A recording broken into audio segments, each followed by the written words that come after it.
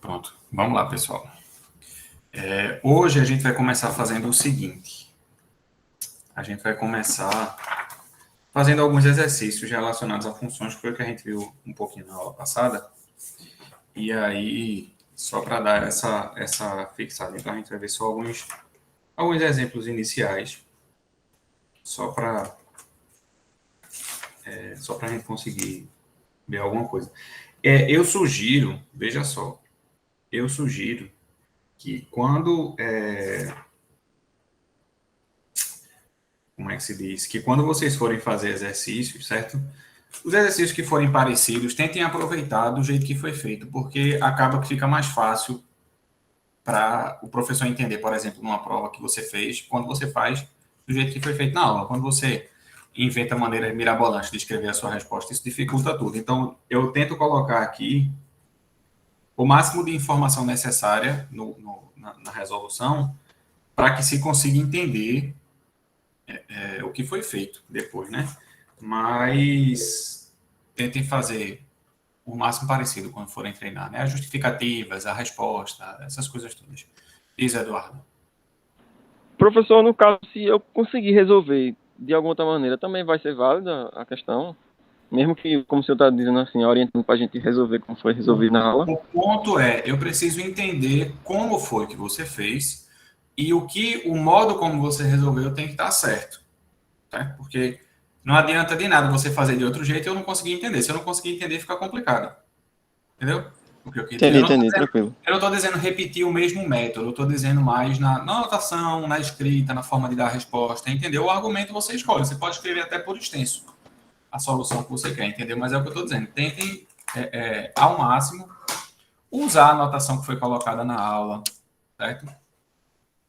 À medida que vocês forem aprendendo coisas novas, tentar fazer do mesmo jeito para ir pegando, certo? Tranquilo, Só tranquilo. isso. Então vamos lá. Primeiro, vamos começar fazendo alguns exercícios.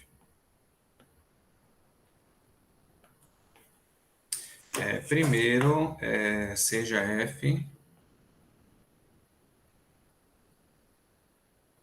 a função dada pela expressão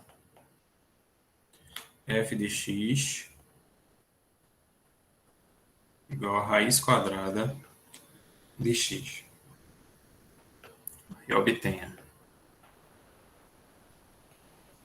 a letra A, só para a gente relembrar os conceitos, né? O domínio de f, letra B,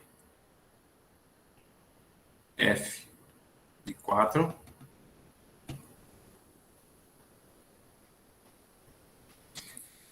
letra C, f de t ao quadrado, e letra D,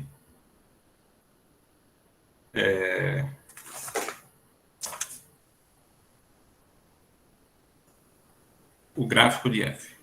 Aí a gente aproveita e fala sobre o gráfico.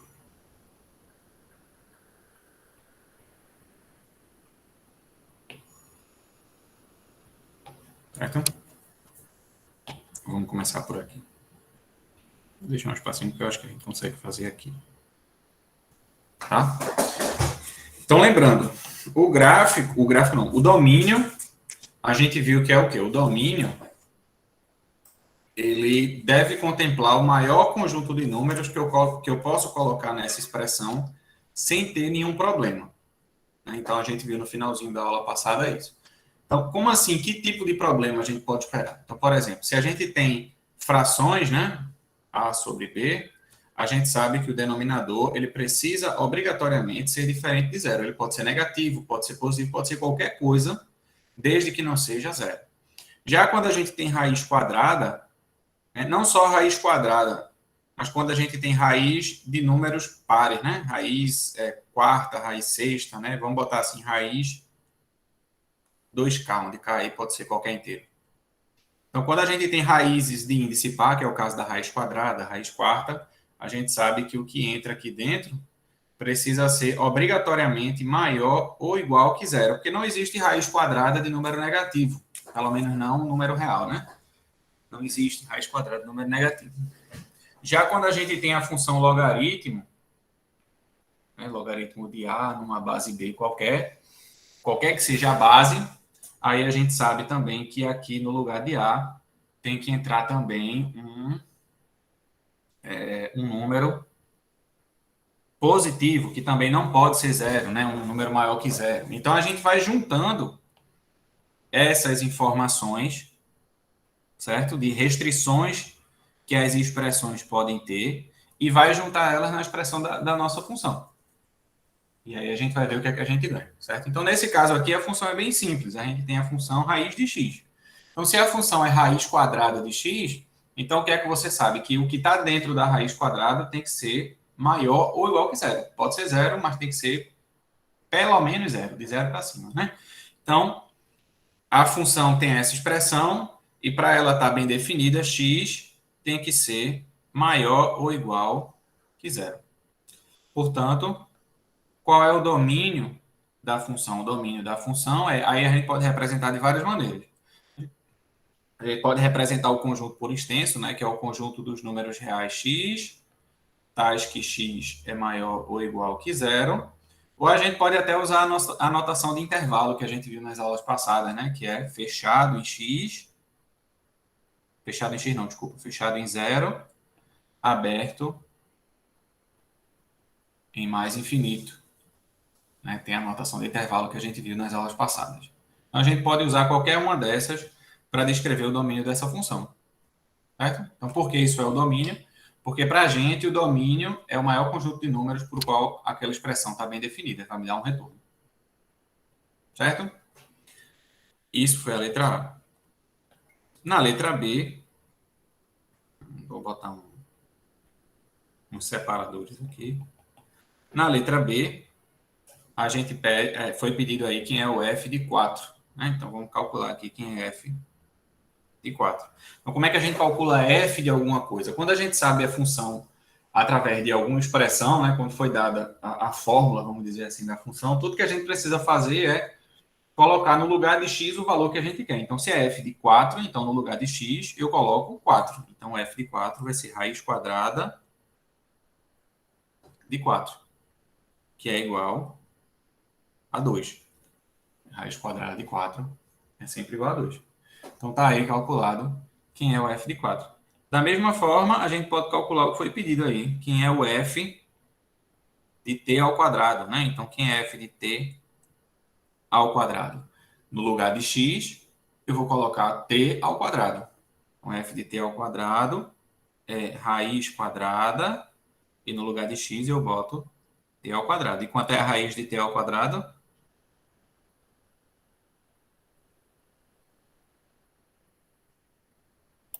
T. Errado, a gente teve essa discussão na aula passada. Raiz de t Pi ao ou menos T. quadrado é módulo de t. Eita. Módulo de t. A gente teve essa discussão na aula passada. Ser t ou não vai depender de quem é t. Se t for um número negativo, aí vai dar menos t. Se t for positivo, vai dar t. Então, por isso que é módulo de t e não t. Certo? E por último, a gente tem o gráfico de f. Certo? Então, eu vou fazer o seguinte, para ter espaço para o gráfico, eu vou pegar esse exercício todinho, eu vou diminuir um pouquinho.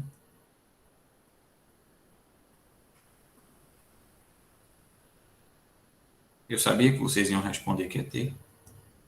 Só fala. Tá? Então, vamos lá. Eu vou fazer o gráfico nesse cantinho aqui. Para fazer o gráfico, veja só, o que eu vou fazer aqui não é, vamos dizer assim, um método correto para você fazer uma versão precisa do gráfico, certo? Porque, primeiro, o que é o gráfico? Então, deixa eu colocar aqui a definição antes de começar. Definição. O gráfico de uma função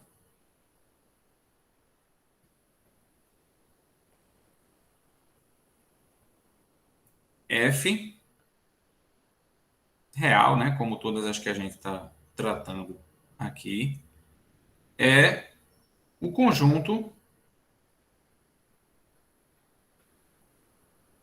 G, ele é definido da seguinte maneira. G é o conjunto dos pontos do plano, mas dos pontos do plano cartesiano que tem uma forma específica. São os pontos da forma x, f de x, onde x pertence ao domínio de f. Certo? Então, é o conjunto dos pontos dessa forma, tá?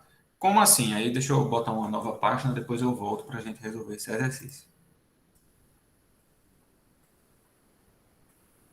Vou botar aqui uma nova página. Como assim? Então, a gente sabe que plano cartesiano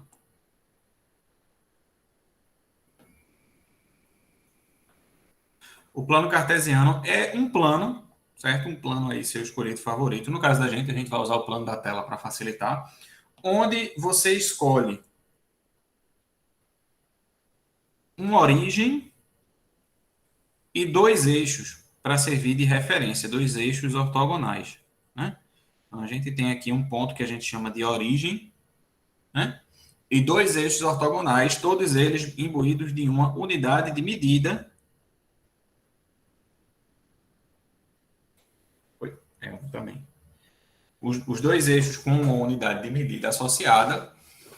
Então, isso aí é o plano cartesiano, certo? E aí vocês sabem, né, que a gente pode usar essa estrutura com origem e eixos para identificar cada ponto desse plano com um par de coordenadas, certo? Então, se eu quero saber, por exemplo, que ponto é esse aqui, que ponto é esse aqui, então o que é que eu faço? Eu traço uma paralela a y, e eu vou encontrar a coordenada x desse ponto, traço uma paralela a x e eu encontro a coordenada y desse ponto. Então, nesse caso aqui, a gente tem essas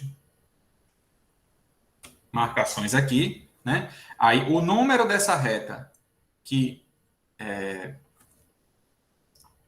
bater aqui nessa interseção é a coordenada y do ponto. O número que bater aqui embaixo é a coordenada x do ponto. Então, esse ponto ele tem coordenadas x, y. Né? Assim que a gente denota. Né? Primeiro o x, depois o y. Tá? Então, por exemplo, se aqui fosse 2 e aqui fosse 3, então esse ponto que eu marquei, ele é o ponto de coordenadas 2, 3. Certo? Então, se aqui fosse, vamos ver, então, se eu marcar aqui outro ponto aqui agora,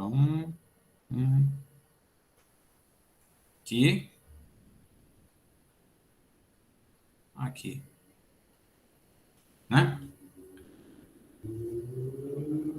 Então, esse ponto aqui é o ponto com coordenadas, menos 3, 1.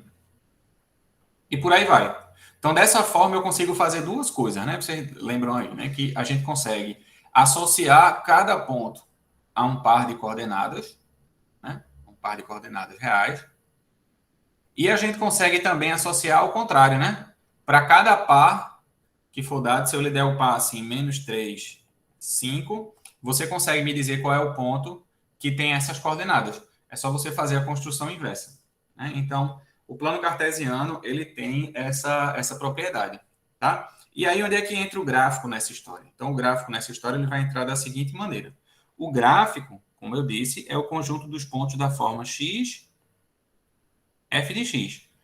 Então, vão ser pontos do plano, que eu vou poder marcar lá, bonitinho no gráfico, certo? Só que as coordenadas vão ser assim, x, f de x. Para cada x, tem um f de x. Então, vamos dar um exemplo aqui, por exemplo. Então, usando a função que a gente viu, né, que é f de x igual a raiz de x, né? Então, vamos colocar alguns pontos desse gráfico. Então, por exemplo, se x é 0, então o f de x é raiz de 0, que é 0. Então, a gente tem um ponto que pertence ao gráfico aí. Que ponto é esse? É o ponto 0, 0. É o ponto 0, f de 0. Tá? Agora, se x for igual a 1, Então, o que é que a gente tem aqui? A gente tem que f de 1 também é 1. Consequentemente, o ponto 1, 1 é um ponto lá no gráfico da nossa função. Já se eu coloco x igual a 2, aí a gente tem que f de 2 é raiz de 2. Então, a gente tem agora mais um ponto que pertence ao gráfico, que é o ponto 2, raiz de 2. E por aí vai. Para qualquer valor de x que você coloque, você vai ter o f de x, que no caso aqui é raiz do valor determinado lá. No caso aqui eu botei um valor arbitrário a. Então f de a é raiz de a. E aí você vai ter um ponto que pertence ao gráfico do plano, ao gráfico da função, que é o ponto a, raiz de a. Então, se eu quiser fazer um esboço do gráfico, veja como é que as coisas são. Se eu quiser fazer um esboço do gráfico, o que é que eu vou ter que fazer? Eu vou ter que pegar para cada ponto do domínio, encontrar esse ponto e marcar no gráfico. Só que acontece que o domínio dessa função é o conjunto dos números reais positivos, né? É o intervalo fechado em zero mais infinito. E aqui tem infinitos números. Tem infinitos números inteiros, mas tem mais que isso, tem infinitos números reais, né? Então, eu nunca vou conseguir fazer essa marcação ponto por ponto. Então, o que a gente consegue fazer é pegar uma amostra. Como assim uma amostra? A gente pega alguns pontos específicos e aí a gente assume que o gráfico se aproxima com aquilo. É assim que o computador faz, né? Só que o computador, claro, tem uma capacidade de processamento que permite que ele pegue muito mais pontos de uma vez só do que o que a gente vai fazer, né?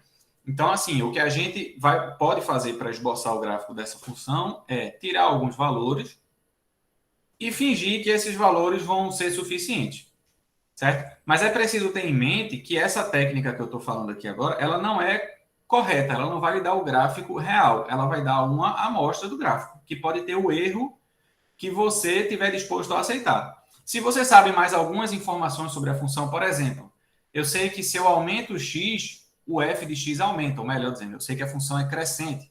Então, eu acrescento essa informação no meu gráfico para dizer assim, ó, os pontos são esses, mas como a função é sempre crescente, então ela tem que fazer uma curva parecida com isso, né? Então, a gente vai usando algumas propriedades, alguns detalhes que a gente tira da expressão para facilitar. Lá no final desse curso, a gente vai ver um método mais robusto para fazer esse tipo de análise. A gente vai poder dizer quando é que a função é crescente, decrescente, concavidade, a gente vai poder tirar informação suficiente para fazer um gráfico mais preciso. Mas, por hora, o que a gente pode fazer é tirar umas amostras e ver como é que fica. Tá?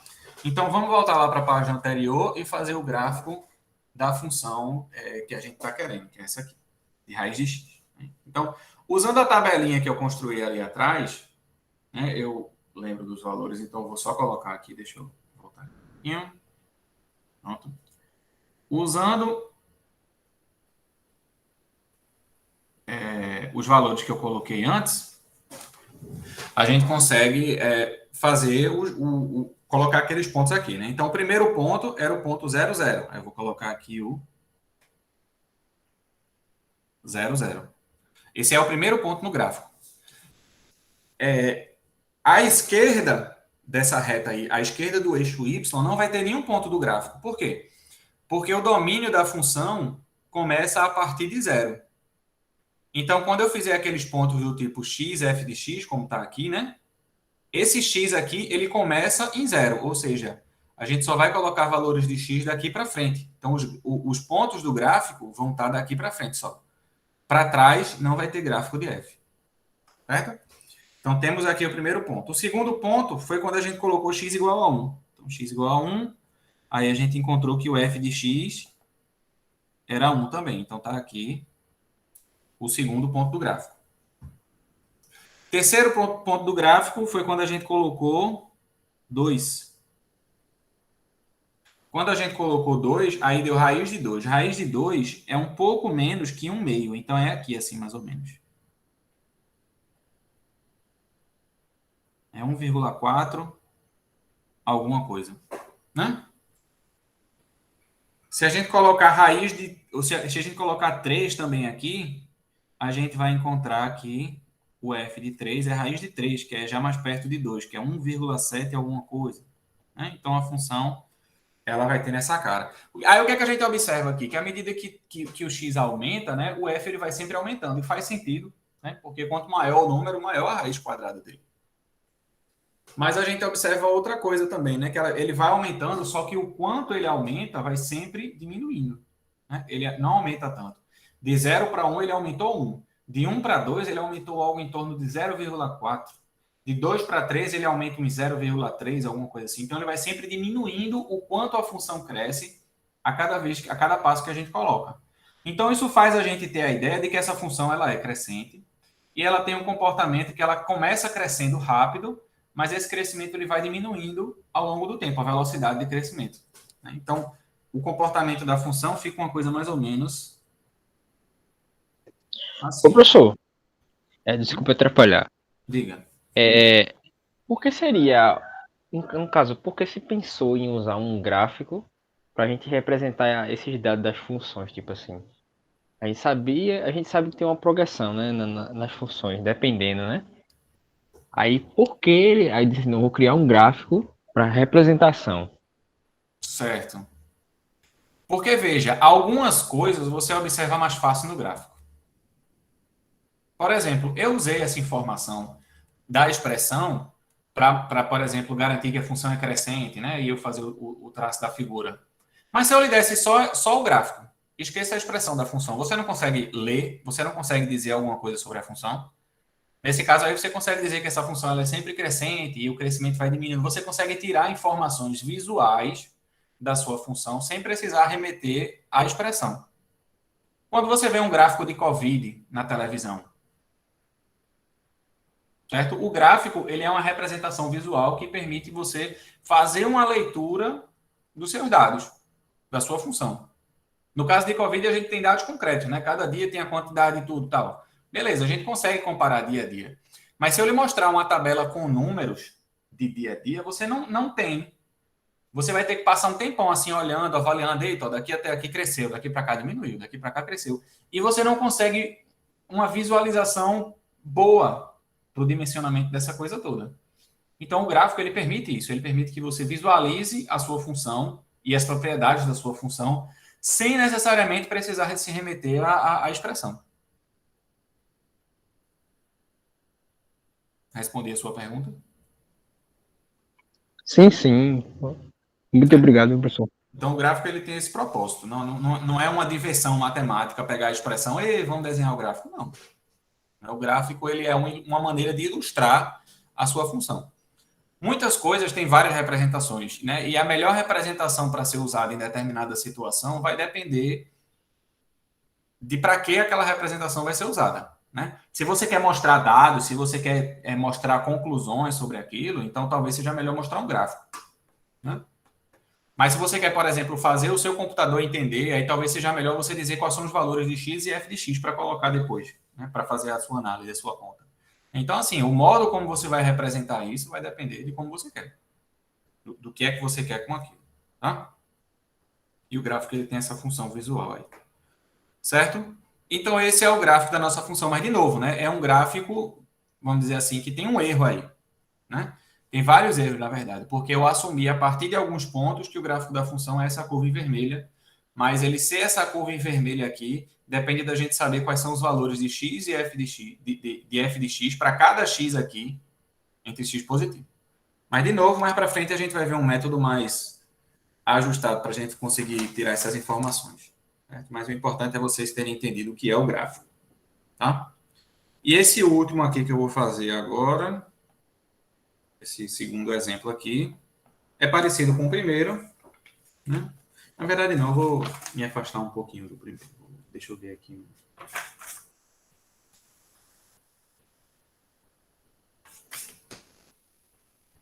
Um caso diferente aqui.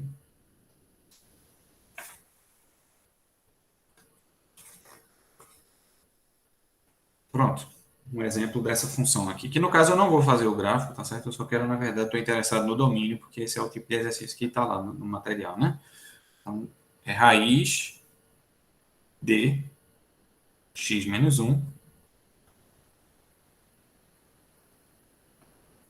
sobre x. Certo? Então, dada essa função, obtenha o domínio de f.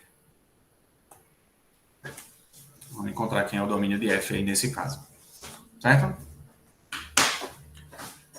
Então, veja como é a coisa toda, né? Aqui a gente tem uma expressão e eu quero saber qual é o domínio da função que está determinada aí por essa expressão. Então, eu vou olhar para aquilo que a gente veio conversando, né? Eu vou procurar na expressão o que é que causa, impõe restrição aos números que eu posso colocar aí nessa função. Então, por exemplo, primeiro é importante observar que essa função ela pode ser reescrita de uma forma diferente, tá? Qual é a forma diferente? Eu posso reescrever ela assim, f de x igual a, no numerador, raiz de x menos 1, e no denominador, raiz de x. Certo? Tudo isso porque a gente tem a propriedade de raiz, né? Que raiz de A sobre B é raiz de A dividido por raiz de B. Certo? Então, como esse detalhe aqui é coisa de matemática básica, tá certo? Eu estou só colocando ele aqui, mas eu não vou ficar muito na justificativa, não, tá? Vou só colocar ele aqui para vocês lembrarem. Aqui. Certo? Então, veja quanta coisa a gente tem nessa expressão para analisar. Então, primeiro, a gente tem uma raiz quadrada. Duas raízes quadradas, né? A gente tem uma raiz em cima e uma raiz embaixo. E a gente tem também uma fração, tem um denominador. Então, muitas coisas aí vão ter que acontecer para a gente calcular o domínio. Certo? Então, vamos às restrições que essa expressão coloca. A primeira é que em cima a gente tem uma raiz. Né? Se em cima a gente tem uma raiz, o que é que acontece? O que está dentro da raiz tem que ser maior ou igual que zero. Então, x mais 1 deve ser maior ou igual que zero. Depois a gente desenvolve cada uma dessas restrições. Certo? Aí depois a gente tem o quê? A gente tem que embaixo tem outra raiz, que é a raiz de x. Né? E o que está dentro da raiz tem que ser maior que zero. Então, x mais 1 tem que ser maior do que zero, mas além disso, x tem que ser maior ou igual que zero. Esse x mais 1, você está querendo dizer o x menos 1 de X cima. menos 1, desculpa, eu botei errado, perdão. X menos 1. E por último, a gente tem um denominador, não é? O que é que diz esse denominador aqui? Que a raiz de x tem que ser zero. Ou que a raiz de x não pode ser zero, né? Porque o que está no denominador não pode ser zero. Mas raiz de x só vai ser zero quando x for zero. Então, x não pode ser zero. Certo? Então, a gente tem essas três restrições aqui que foram colocadas por causa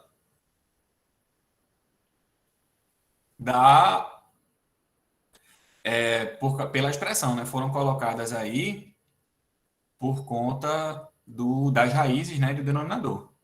Então, o domínio vai ser todo o conjunto de números reais que satisfaz essas três situações aí. Certo? Então, como é que a gente vai fazer agora para simplificar isso? Né? Porque se eu colocar isso tudo, não vai ficar muito bom. Não está bom para determinar. Né? O ideal é a gente ter o intervalo, né? Ter a notação de conjunto direitinho. Então, o que a gente faz aqui primeiro vamos simplificar essa coisa toda, né? Que é o seguinte, aqui embaixo a gente tem que x tem que ser maior ou igual que 1, isso. Na outra, x maior ou igual que zero já está simplificado, e na outra, x diferente de zero. Mas eu posso simplificar essas duas aqui, né? Se x é maior ou igual que zero e x é diferente de zero, então eu posso dizer só que x tem que ser maior que zero, né? Porque x não pode ser zero. Então, eu tenho essas duas restrições aí. X tem que ser maior ou igual que 1, e ao mesmo tempo que isso, x tem que ser maior que zero. Então, vamos colocar essas observações na reta real. Vou colocar aqui primeiro x maior ou igual que 1 e, agora deixa assim, x maior do que zero. Então, eu vou colocar aqui uma retinha real para me auxiliar.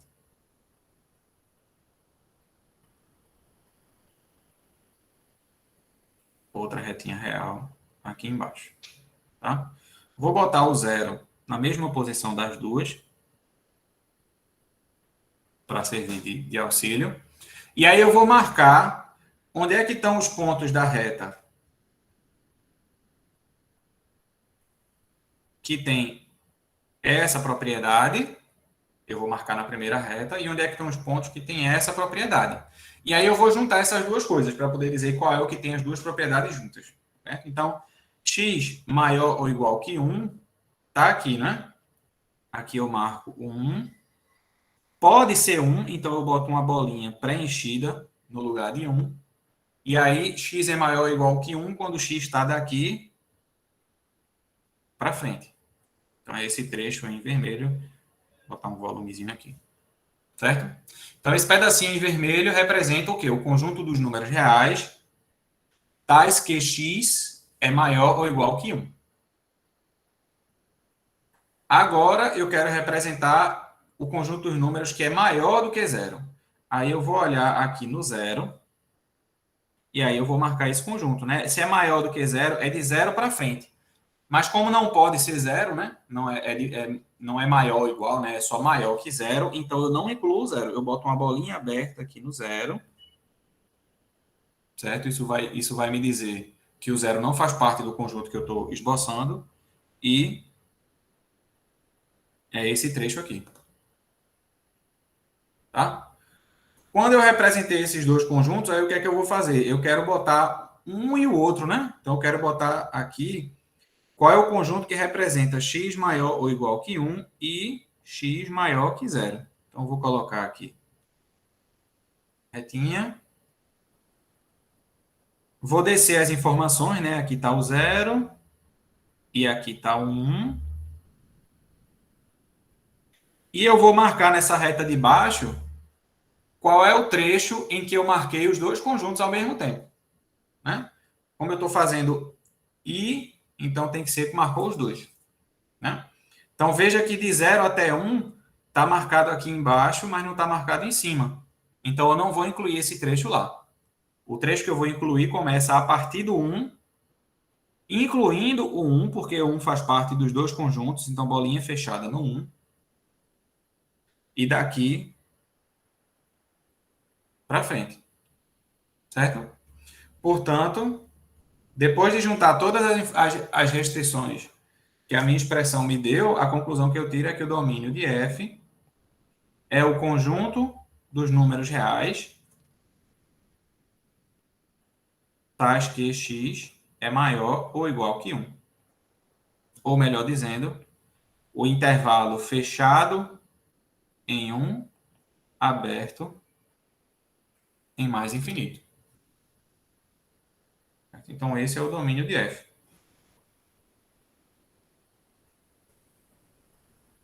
Certo? Então, sempre que tiver mais de uma restrição na sua expressão, tiver alguns denominadores, outras raízes, o processo que você vai fazer é exatamente o mesmo. Você vai analisar cada restrição em particular, tirar as informações que cada uma dá, e aí você vai juntar. E aí vai ver aonde na reta real todas essas restrições acontecem ao mesmo tempo. E aí você vai ter o seu domínio. Ok? Repita a informação dessa última linha, por favor. Essa última linha? É. Essa última linha, ela vai juntar o que está nas duas primeiras. Só que ela vai juntar só o que está marcado nas duas. O que tiver marcado só em uma não entra. Né? Porque você não quer só que x seja maior ou igual que 1 ou só que x seja maior que 0. Você quer que x seja maior ou igual que 1 ao mesmo tempo que x é maior que 0. Certo? Então, você vai juntar a interseção entre esses dois conjuntos. Você vai ver o que é que faz parte desse conjunto aqui, o que é que está em vermelho aqui, e está em vermelho aqui também, quando eu baixo, né? Quando eu junto as duas retas. Aí, esse de baixo, ele vai englobar justamente isso. É o trecho que está em vermelho em cima e no meio. Certo? Sim, obrigado. Ok. Tá? Então, isso era o que a gente tinha para ver de funções. Professor, Vai atrapalhar muito se o senhor resolver uma questão da lista que o senhor passou, por favor? Vai, bote a dúvida lá no Classroom, depois eu respondo. Tá bom. Tá bom? Só mais alguns exemplos de funções, e aí eu vou passar mais rápido, que é só para lembrar, certo? São os seguintes, né? Alguns outros exemplos de funções, só para a gente lembrar mesmo, né? Mais exemplos de funções. Tá? Algumas eu vou colocar o gráfico, outras não, porque é mais complicado de fazer. Mas é só para lembrar de algumas coisas, né? Primeiro, a gente tem a função constante.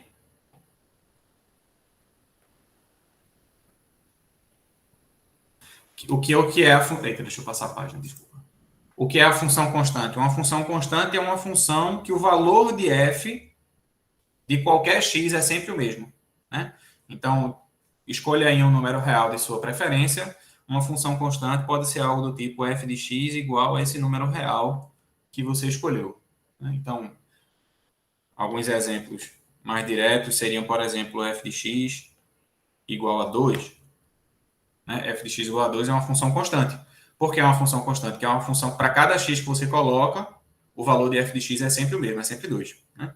E o gráfico dessas funções, elas são retas horizontais, marcando exatamente o valor da constante. Então, no caso aqui de f de x igual a 2, no eixo y aqui, coloco 2 e esse é o gráfico, essa reta horizontal aí. Certo? Além disso, a gente tem também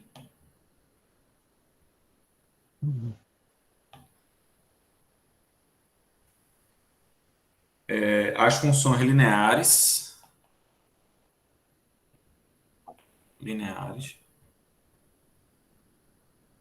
Tá? Quais são as funções lineares?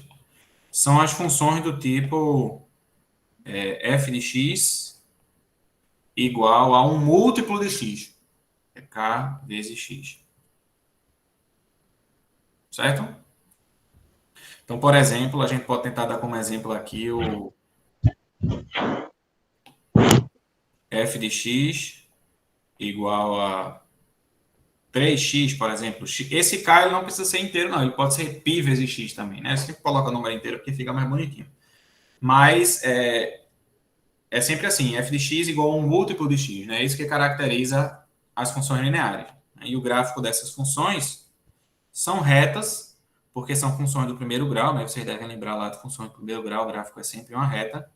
Mas o caso das funções lineares é mais simples, porque são retas que passam pela origem. Afinal, f de 0 é 0, né? Então, esse ponto aqui, que eu vou marcar aqui em vermelho, ele sempre faz parte dessa reta. Né? Nesse caso específico, as retas sempre passam pela origem. Então, usando esse exemplo aí da expressão que eu coloquei em azul, né, o gráfico seria uma coisa mais ou menos assim. Então, a função ela é crescente quando a constante que você multiplica é positiva e decrescente quando a constante que você multiplica é negativa. Né?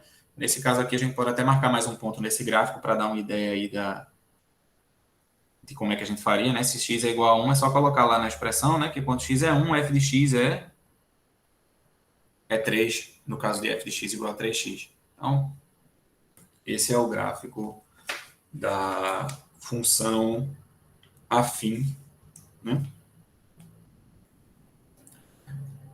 Mais alguns exemplos, deixa eu fechar aqui. A gente tem exemplo 3, as funções polinomiais.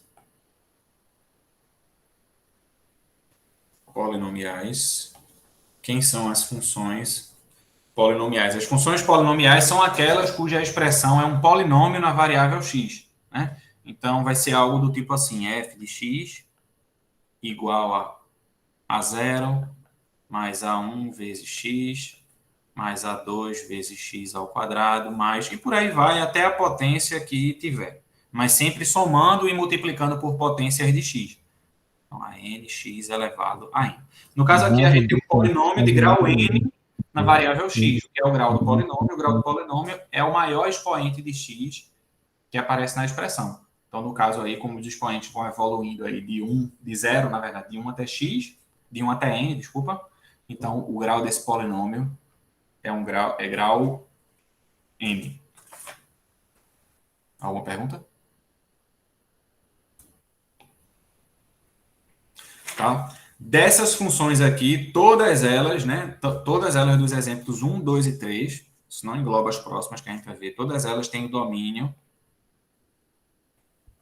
no conjunto dos números reais, ou seja, elas estão definidas para qualquer número real e não tem nenhuma restrição necessária imposta pela expressão. Tá? Então, essas funções, elas têm essa questão aqui.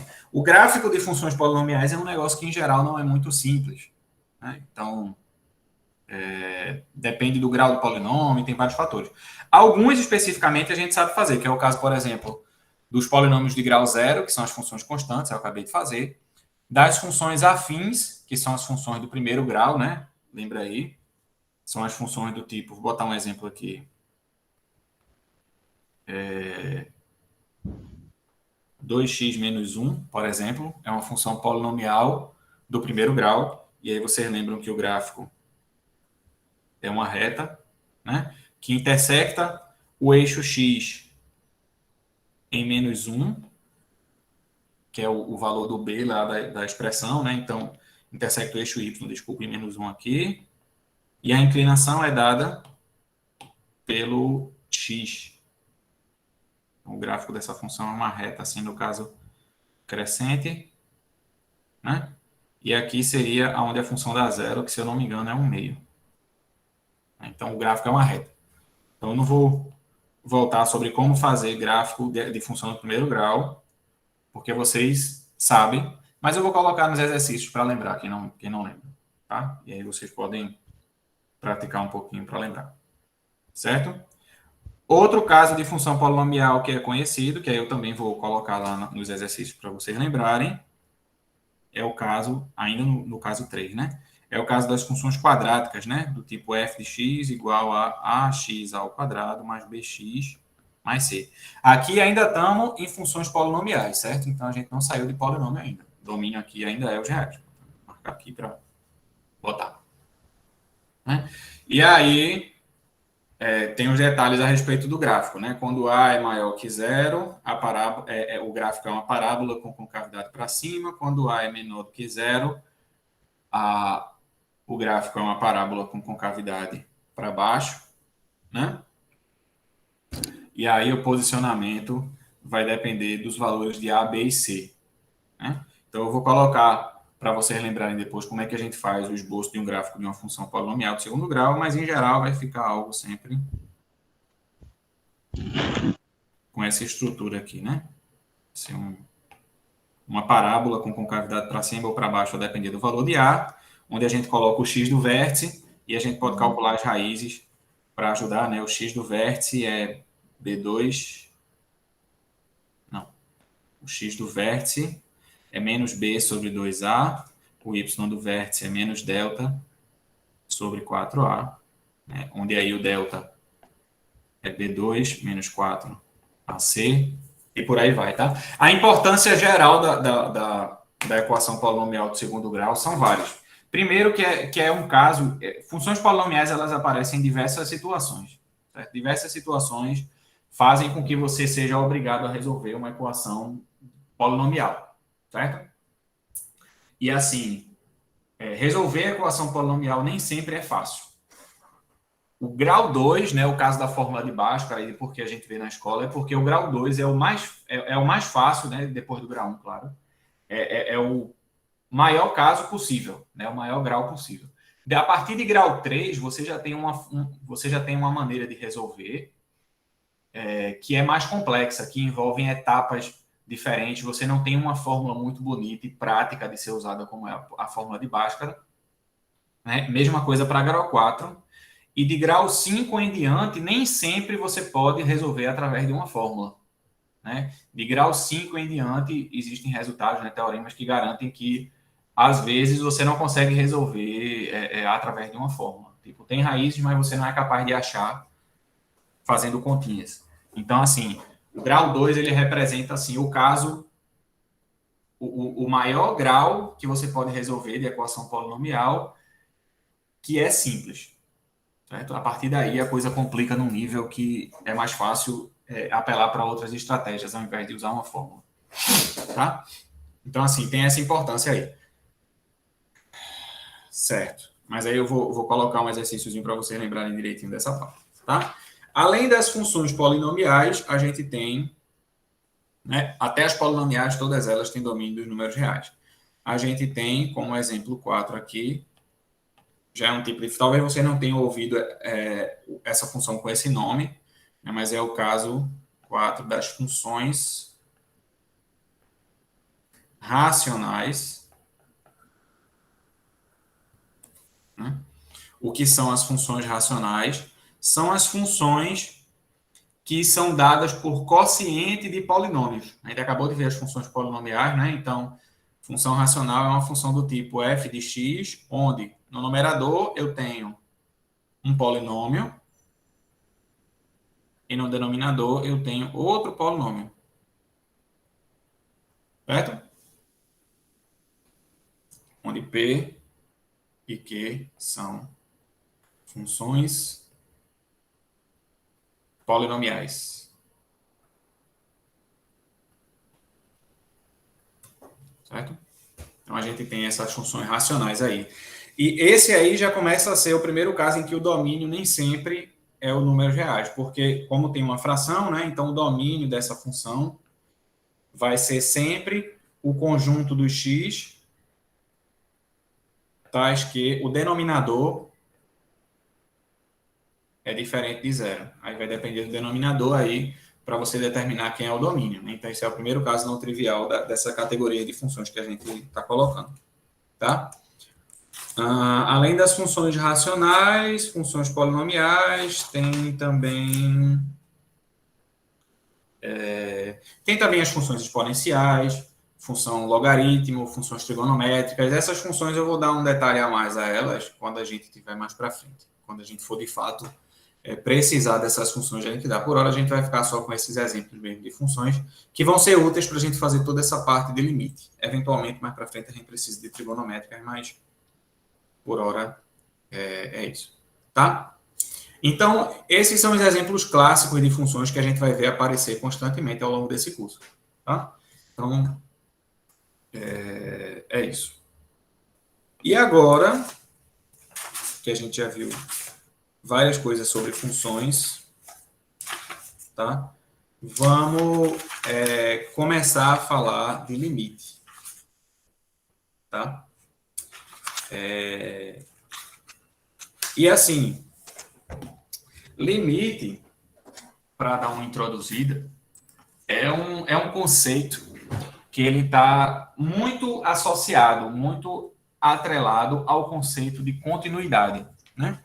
Vocês já devem ter visto, por exemplo, que uma função é contínua, uma função ser contínua, o professor lá da escola, ele fala assim, uma função ela é contínua quando eu consigo esboçar o gráfico da função sem tirar o lápis do papel, né? Quando eu consigo fazer toda a curva sem precisar tirar o lápis do papel. Ou seja, são funções que o gráfico não tem um salto, né? Alguma coisa do tipo, né?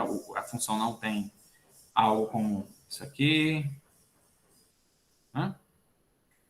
Ou também não tem algo desse tipo aqui, como é? Um buraco onde a função não está definida, né? Alguma coisa assim.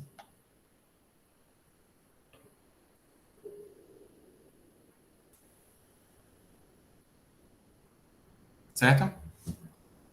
Então, assim, isso não está errado, tá? Essa ideia de função contínua, ela não está errada, porém, ela é pouco precisa. Certo?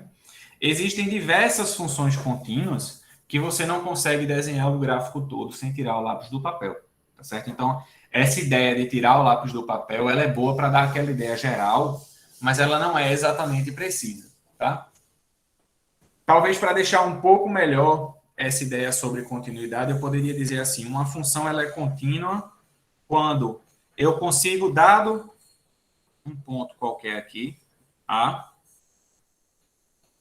certo? Então, eu posso dizer que a função é contínua em A, quando eu consigo desenhar o gráfico perto de A, sem tirar o lápis do papel.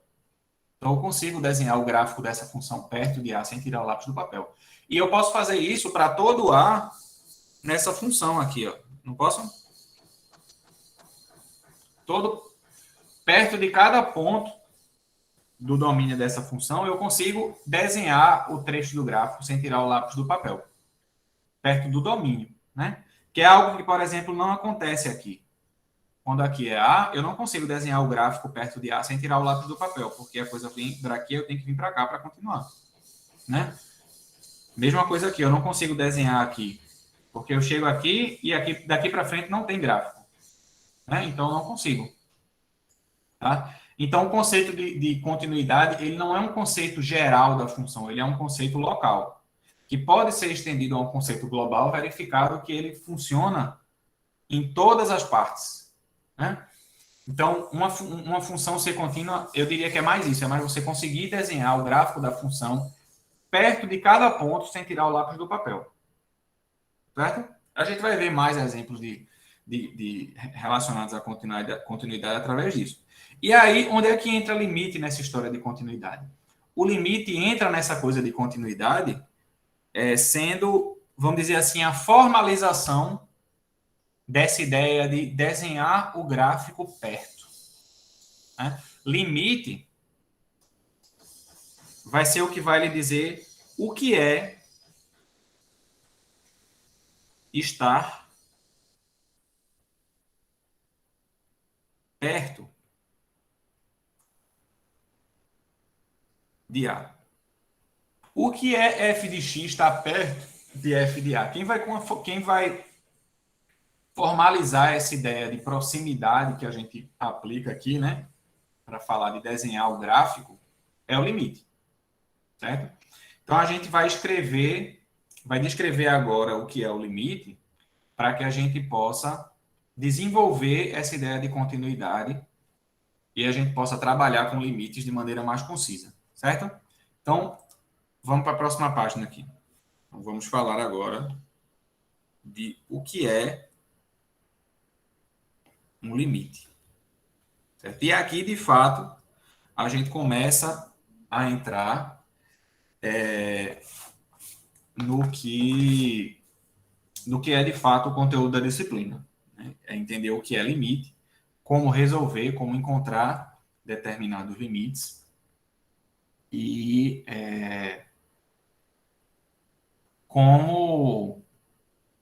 como é que isso vira derivada mais para frente, né? Que é o assunto da próxima unidade, tá?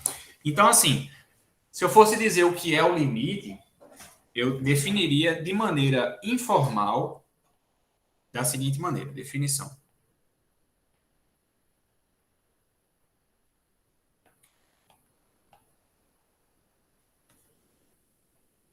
Então, primeiro a gente precisa de alguns elementos para trabalhar a definição. Então, primeiro eu preciso de uma função, né? E eu preciso de um número real para dizer o que é o limite. Então, definição, seja f uma função real, né? Uma função, e a um número real qualquer. Certo? Um número real qualquer. Então, a definição é a seguinte. Dizemos que limite, vou botar uma aspas aqui, limite de f de x quando x tende a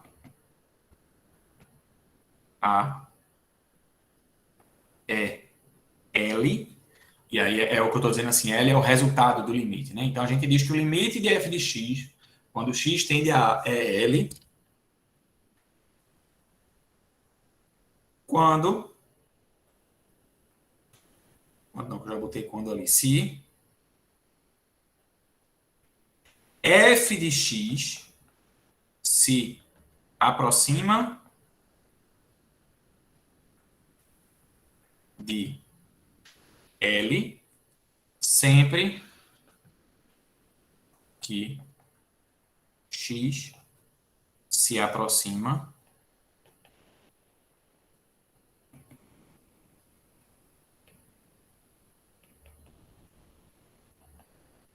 de A. Certo? Então, essa expressão do limite, ela vai me dizer o seguinte, tá? Essa ideia aqui, eu vou botar até definição com aspas aqui, porque essa é uma ideia informal, tá? A ideia formal eu posso mostrar depois para vocês, mas ela é um pouco mais difícil de trabalhar.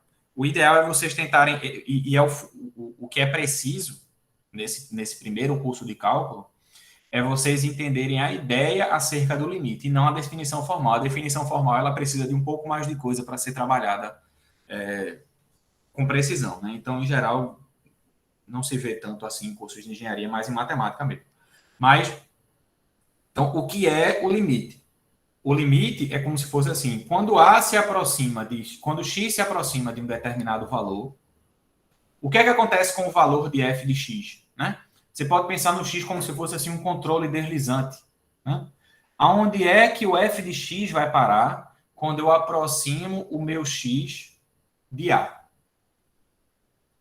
Tá certo? Isso é o que significa o limite. Então, vou dar um exemplo, certo? Esse exemplo, ele não vai ilustrar para a gente como se calcula um limite, tá certo? Eu preciso dizer isso, deixar logo claro, porque acontece às vezes de eu encontrar isso em prova. Mas ele vai servir para dar a ideia do que é que significa o limite, certo? Então, escuta o que eu estou dizendo. Esse exemplo, ele não vai ser o método para resolver limites, porque ele não é preciso. O método que a gente vai usar é um método preciso e funciona 100% das vezes. Esse que a gente vai fazer aqui agora não é.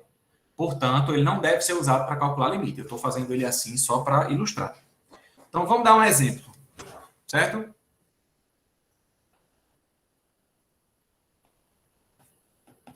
Exemplo.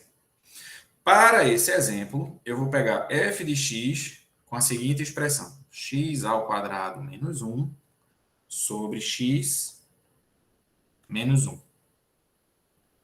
Certo? Pode parecer um pouco complicado, mas a ideia é que ela ilustre o que eu estou querendo ilustrar. Tá? Então, está aqui a minha expressão de f de x. E eu vou pegar o seguinte, eu vou pegar x igual, x não. Usando o número a da definição, né? Eu vou pegar a igual a 1. Certo? Então, o que significa, dado um L, certo? O que significaria dizer que o limite de f de x, quando x tende a 1, é L. Significa dizer que, quando eu faço x se aproximar do valor 1, eu vou ter que f de x se aproxima do valor L. Certo? Perceba que, até desse jeito que eu falei, a função ela nem precisa estar definida no valor A. Porque eu não estou interessado em qual é o valor de f em A. O que eu quero saber é de que valor f vai se aproximar quando x se aproxima de A. Quando f está definido em A, melhor ainda. Mas quando não está, pouco importa. Você vai fazer a análise da mesma forma. Então, a questão é essa. De que ponto o A se aproxima... Desculpa. De que valor f de x se aproxima quando eu faço o x se aproximar de 1? Então, eu vou colocar uma retinha auxiliar aqui. Para cima. Tá? Eu vou centralizar aqui no 1, porque eu quero saber justamente quando o x se aproxima do 1, mas eu vou marcar aqui o 0 para a gente ter a referência, né? O 0 está aqui. Tá? Essa é a reta real. Essa reta aqui, ela vai conter os valores de x da nossa função.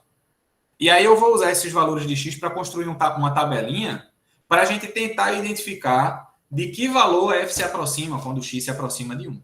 Tá? Então, vou colocar aqui uma tabela.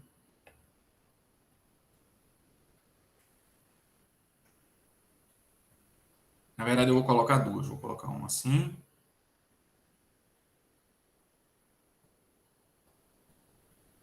Uma com x.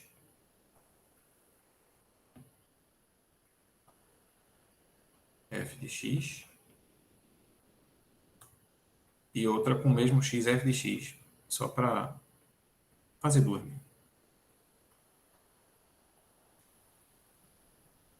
Então, para cada x, eu vou colocar aqui do lado quem é o f de x, para a gente saber de que valor x está se aproximando. Só que veja só, x pode se aproximar de 1, tanto por valores maiores do que 1, quanto por valores menores, né? Então, eu vou começar daqui.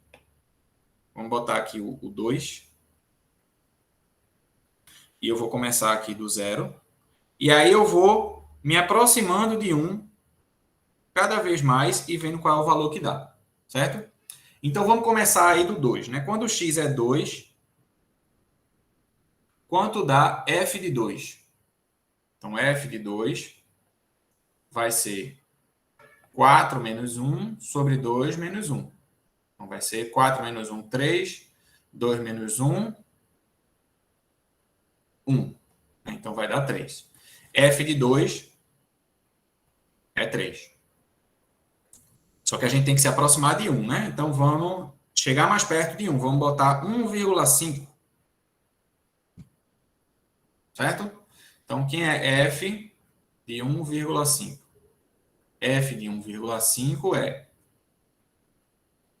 1,5 ao quadrado menos 1 sobre 1,5 menos 1, que é 0,5. Então, isso vai dar quanto? 1,5 ao quadrado menos 1 sobre 0,5. Façam as contas aí, vocês vão ver que vai dar exatamente 2,5.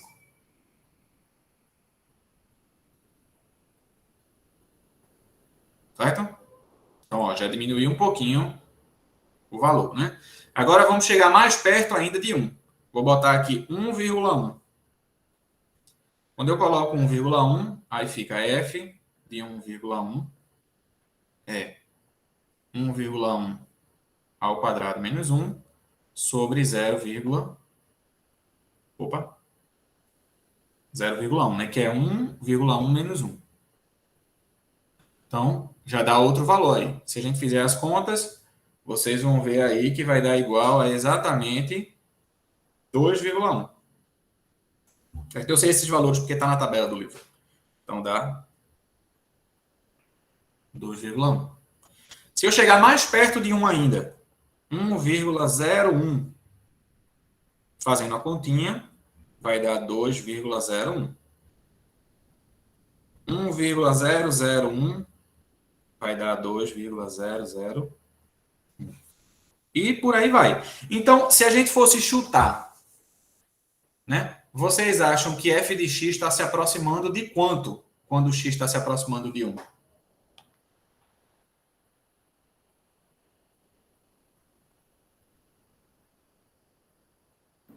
De 2.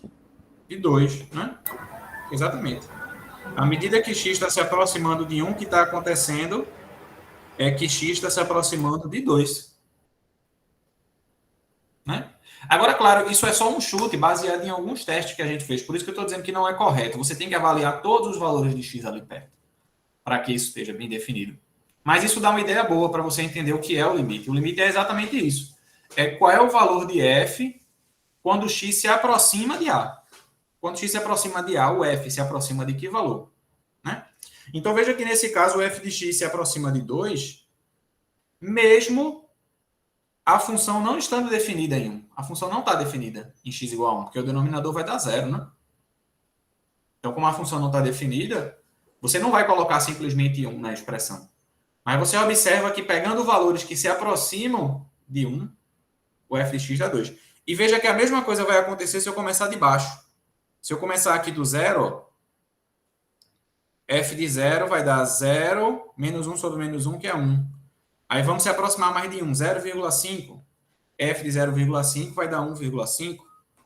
F de 0,9, aí que já é mais perto de 1, vai dar 1,9. F de 0,99 vai dar 1,99. Né? E aí a gente observa que a mesma coisa vai acontecer de baixo, né? Quando x se aproxima de 1, por baixo aqui, né? O f de x ele vai se aproximando de 2 também, né? Então, quando isso acontece, a gente diz que o limite de f de x, quando x tende a 1, é 2. E a gente escreve assim, limite quando x tende a 1 de f de x igual a 2. Certo? Então, o limite é somente isso. É de quanto f se aproxima quando x se aproxima de 2. Certo? Quando x se aproxima de 1. Não entendi a expressão. Ah, Então, o limite... Não entendeu o quê? não entendi a expressão, pessoal. É L. L e M. Aí no caso, se fala como? Limite de f Limite. de x quando x tende a 1 é igual a 2. Limite de f de x quando x tende a 1 é igual a 2. Assim como eu coloquei na definição lá no anterior. Limite de f de x quando x tende a A é L. Né? E aí, nesse caso, eu vou colocar a notação também aqui. A gente escreve notação limite, é um isso aqui, de f de x. Deixa eu botar isso aqui um pouquinho mais para cima. Ficou muito embaixo.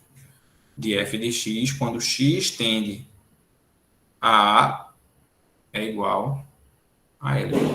Então, a gente lê essa expressão da mesma forma que a gente lê o que está entre aspas aqui. Essa expressão embaixo, ela diz exatamente o que está escrito aí em cima. Limite de f de x, quando x tende a A, é igual a L. Certo? É um conceito novo, tá certo? Então, vocês vão precisar de tempo ainda para maturar a ideia a respeito desse conceito e dominar isso, tá certo? Então, não esperem estar dominando assim que terminar a aula, certo? Porque é um conceito novo, é um conceito que você demora, assim, a absorver, certo? Professor, a primeira avaliação vai ser sobre limites e funções ou só sobre limites? Limites e funções, Obrigado. certo? Então, esse é o limite, tá? Com isso, a gente viu, né, o que significa o limite, né, e fez uma ideia legal aí a respeito do assunto. Certo? Onde é que entra o conceito? Onde é que entra o conceito de continuidade nessa ideia de limite? Então, vamos colocar aqui a definição.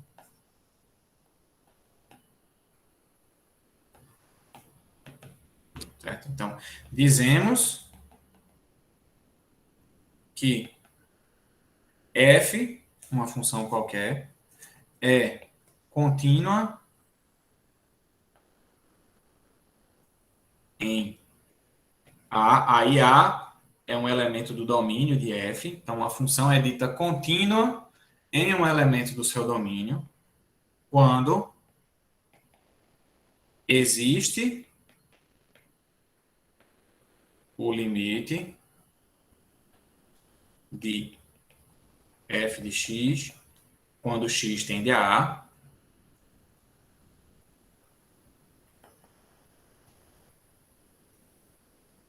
e esse limite é igual a f de A.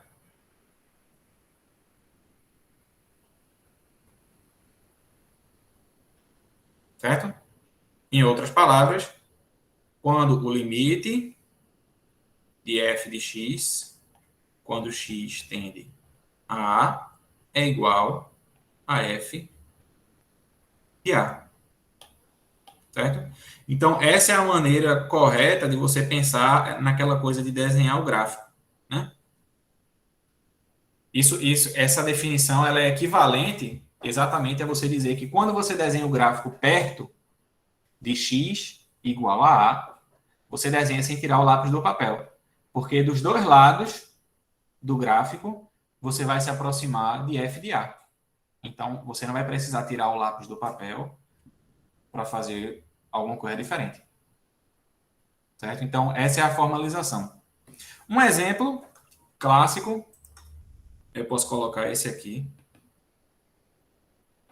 Um exemplo de função contínua.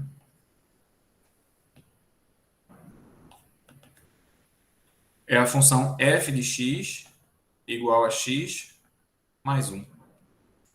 Pronto. Certo? Vamos fazer aquela tabelinha de novo. Para A igual a 1. Certo? Quando A é igual a 1. Só para a gente entender quanto é que vai dar o limite de f de x quando x tende a 1. Tá? Só para a gente entender quanto é que vai dar isso aí. Se a gente fizer aquela tabelinha que a gente fez no exemplo anterior de limite, a gente vai chegar no seguinte. Então, primeiro x, depois f de x. Né? E aí esse f de x é bem simples, né? É só somar 1. Então, quando x se aproxima de 1 por cima, a gente tem quando x é 2, f de x é 3. Quando x, vamos se aproximando de 1, né? Quando x é 1,5, vai dar 2,5. Quando x é 1,1, f de x vai ser 2,1. Quando x é 1,01, f de x vai dar 2,01. Então, sempre se aproximando de 1. Então, a gente já observa aqui que quando x se aproximar de 1, né, isso aqui vai chegando em 2. Né?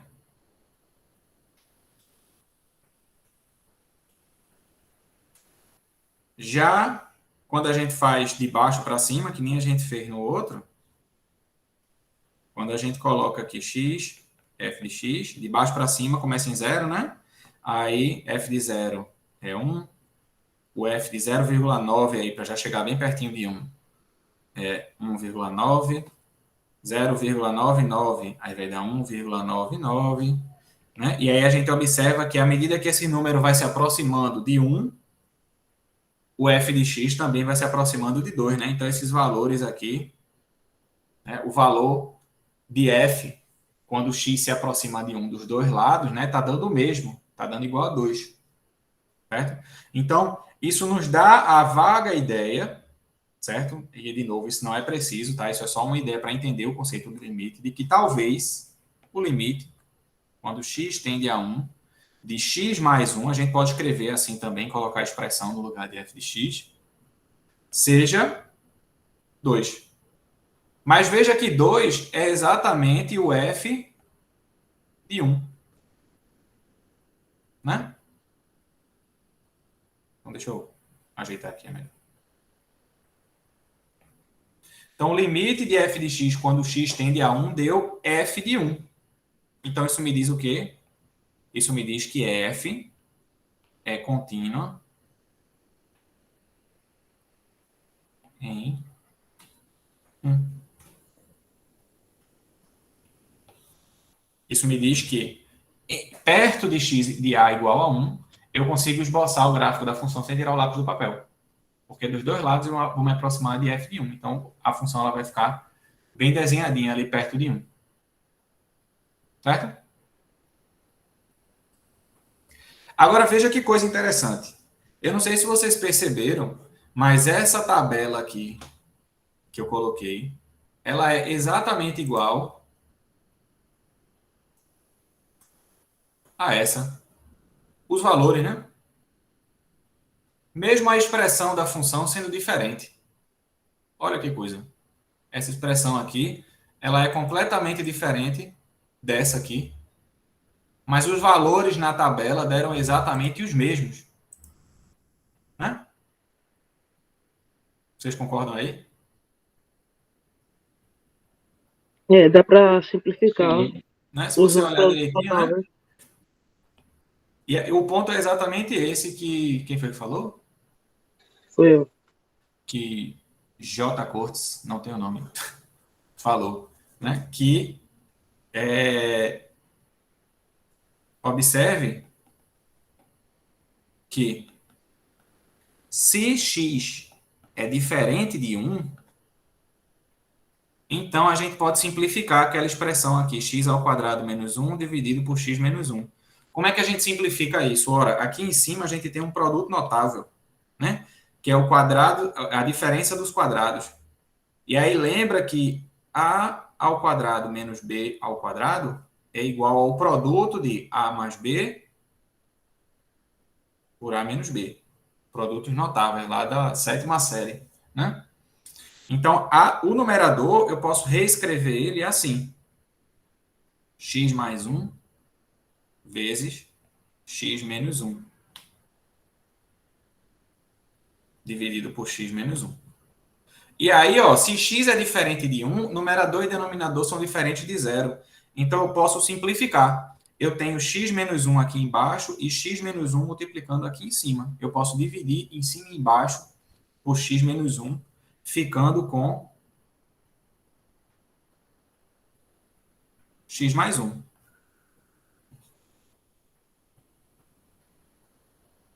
Certo?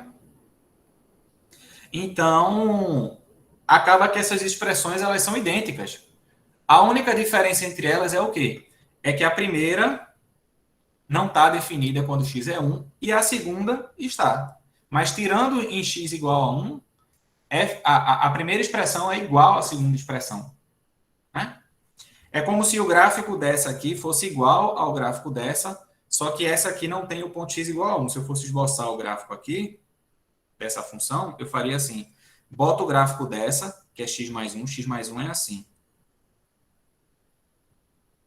Passando aqui no 1. Só que essa função aqui, ela não está definida para x igual a 1. Então, eu venho aqui em x igual a 1. E no gráfico, eu coloco uma bolinha aberta para indicar que nesse ponto a expressão não está definida. E a função não está. Então, o gráfico é esse. E aí isso justifica, porque é quando o x se aproxima daqui e daqui, eu chego no mesmo valor aqui. Né?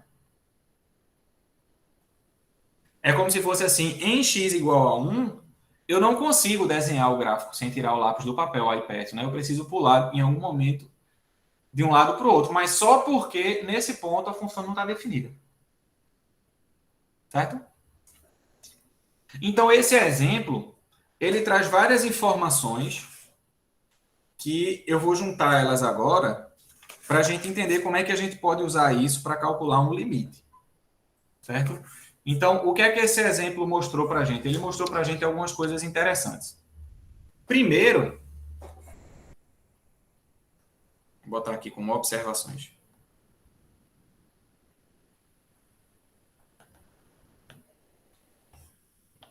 A primeira observação, que é a observação prática, é que se você sabe previamente que uma determinada função é contínua, veja que coisa, se f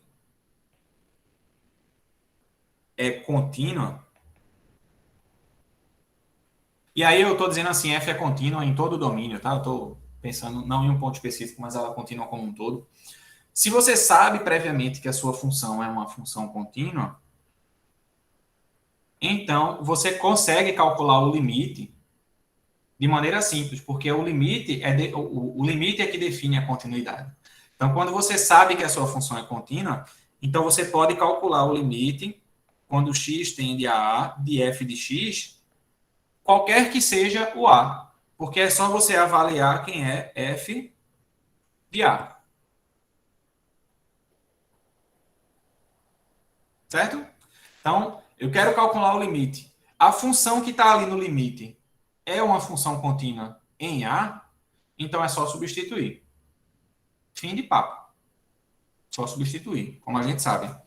Mas, se a nossa função não for contínua, no ponto em que a gente quer calcular o limite, aí a gente ganha um problema. Qual é o problema? Que a gente precisa dar um jeito de contornar a falta de continuidade.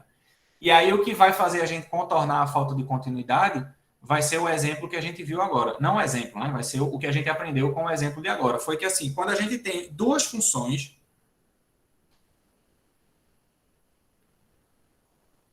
são duas funções,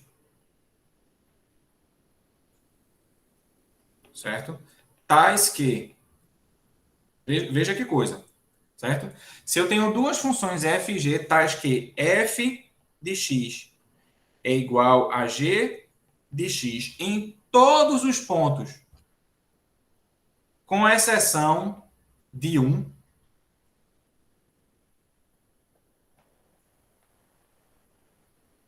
certo? Então, se f de x é igual a g de x para todo x, mas só é diferente em x igual a A, que eventualmente uma delas pode até nem estar definida, como foi o caso do exemplo, né? No exemplo anterior, a segunda função que a gente viu estava definida em 1 e dava 2 o valor, e a primeira não estava definida em 1, né? Nem existia f de 1. Então, se f e g são funções que são idênticas com exceção de A, e limite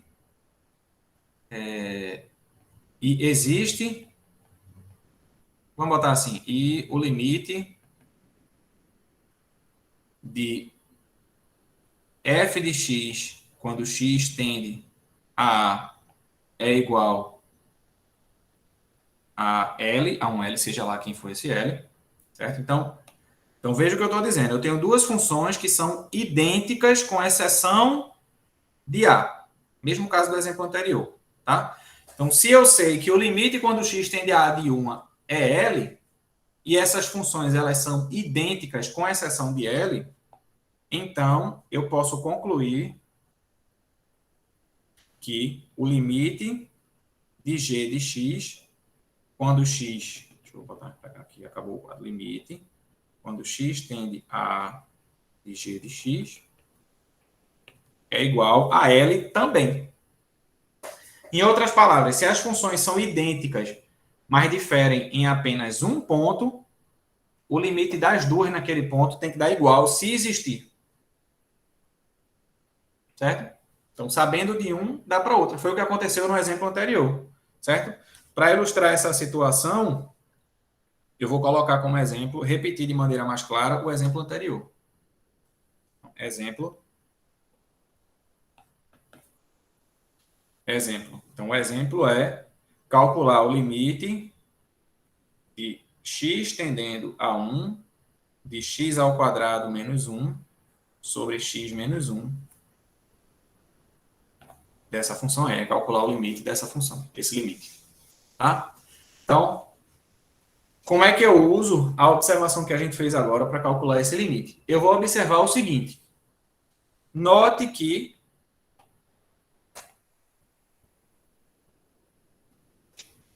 se x diferente de 1, então, limite não, desculpa. Então, x ao quadrado menos 1 sobre x menos 1 é igual a, aí faz aquela avaliação que a gente fez, né? X mais 1, x menos 1 sobre x menos 1. E aí eu posso cancelar x menos 1 com x menos 1, ficando com x mais 1. Veja que coisa. Então, note que quando o x é diferente de 1, então essa função aqui, que é a que a gente quer calcular o limite, é igual a essa aqui. Usando a notação do que a gente acabou de falar aqui, né? Se f, o limite existe, é L, então G também existe. Então, veja que a gente tem um exemplo igual àquele. G e f são duas funções que elas são idênticas, com exceção ao caso em que x é 1. Certo? Então, as duas funções são idênticas, os valores de x, de f, para cada x são os mesmos, com exceção de para x igual a 1, porque quando x é igual a 1, essa daqui está definida, mas essa aqui não está. mas as funções elas são idênticas. Para cada x, o f de x dá o mesmo nas duas funções. Né? Então, note que como g é igual a f em todo ponto, com exceção de 1, e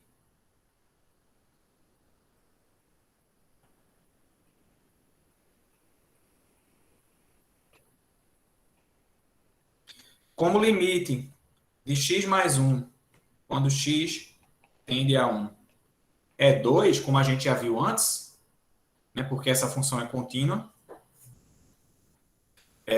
então, o limite, quando x tende a 1, de x ao quadrado menos 1 sobre x menos 1, também é 2. Ficou meio estranho aqui. Logo, assim fica melhor. Pronto. Certo? Deu para entender? Ou ficou um pouco confuso? Que a questão é exatamente... Oi?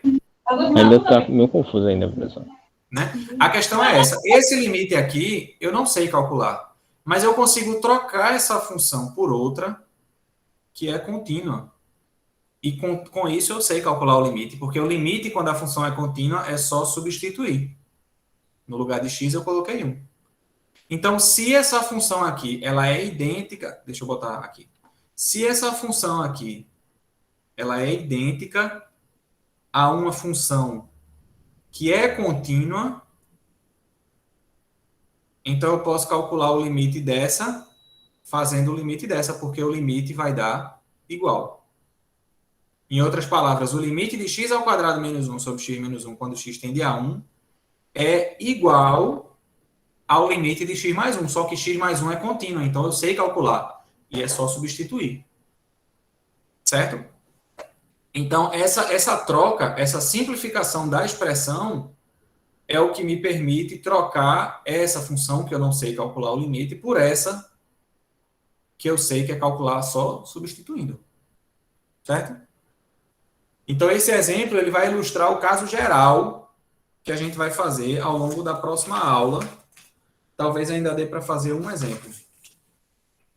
Certo? Eu acho que dá para fazer um exemplo aqui ainda. Né? Sobre como é que a gente pode fazer para calcular limite. Tá? Então, a gente vai usar essas duas observações. A primeira, que quando a função é contínua, o limite é só substituir. E o segundo, de que quando a função não é contínua, eu posso simplificar essa função e trocar por outra que seja contínua e, com isso, calcular o limite. Certo? Então, para isso, a gente precisa saber de algumas funções que são contínuas. Que funções são contínuas? Então, eu vou colocar aqui uns exemplos de funções contínuas para a gente saber quais são as funções que a gente vai saber calcular o limite sempre. Certo? Então, exemplos de funções contínuas são...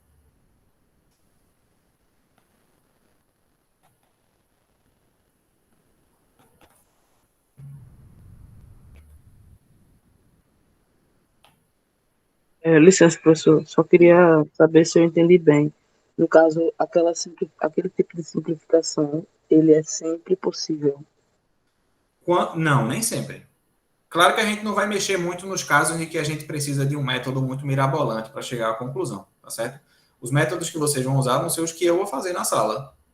E aí vocês vão aplicar. Vai caber a vocês entender o método e entender aonde esse método pode ser aplicado. Certo? Mas a gente vai ver sempre os casos em que a gente consegue, através de uma simplificação simples, ou talvez um pouco elaborada, não muito, tirar a conclusão sobre a função. Tá? Tá bom. Então, vamos lá. Quais são os exemplos de funções contínuas que eu vou colocar aqui? O primeiro exemplo de função contínua é o caso das funções polinomiais. Polinomiais. Certo? As funções polinomiais são funções contínuas. O que significa que se no seu limite a função é um polinômio, então você pode calcular o limite só substituindo. Certo? Que é o que acontece aqui. Né? Aqui a gente tem um polinômio de grau 1, então o limite é só substituir. Então, funções polinomiais são funções contínuas. Outro exemplo de função contínua são as clássicas, né? Que eu não falei muito, mas eu vou falar quando for o caso, mas de todo modo, vale a pena ressaltar que essas funções são contínuas. É o caso da função exponencial, logaritmo, trigonométricas.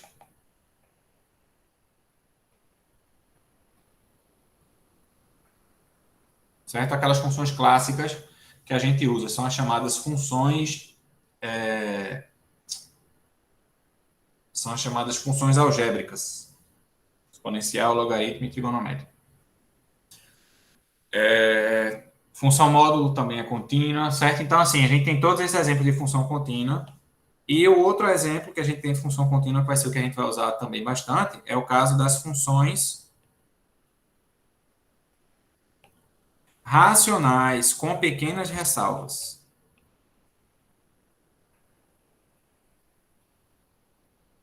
Uma ressalva aqui bem grande nas funções racionais. Nas outras também, mas nas racionais é mais imediato. É que as funções racionais, elas são contínuas em seu domínio. Certo? Se você observar que substituindo não vai dar problema, então o resultado do limite é só substituir. O problema vai acontecer, que é o que a gente vai ver mais para frente, é que quando a gente substitui, a gente obtém algo que é indeterminado. Um denominador igual a zero, alguma coisa do tipo assim. Certo? Então, a gente vai ter que tomar um pouquinho de cuidado, em particular com as funções racionais, mas aí na próxima aula a gente vê mais com relação a isso. Né? Mas tem que tomar cuidado que as funções racionais, né, são contínuas